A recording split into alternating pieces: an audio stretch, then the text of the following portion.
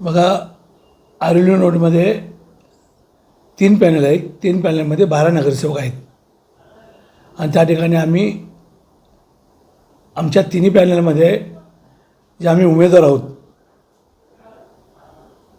शिवसेना एकनाथ शिंदे साहेबांच्या पक्षातर्फे panel number 3मधून आकाश माडवी जे आहेत, राजू कांबळे जे आहेत, त्याचबरोबर वैशाली रवींद्र पाटील आहेत,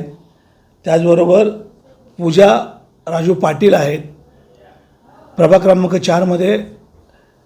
मी स्वतः एम के मडवी, मनोज आलदनकर, त्याचबरोबर अंकुशजी सोनावणेंच्या पत्नी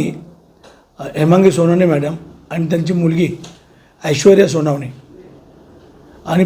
पॅनल नंबर 5मध्ये विनया मडवी आहेत, तेजश्री मडवी आहेत,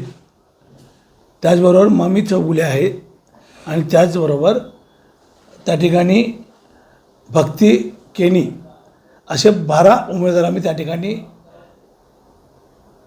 इलेक्शनचा निवडणुकीचा आम्ही फॉर्म भरलेला आहे आणि आम्हाला पूर्ण खात्री आहे की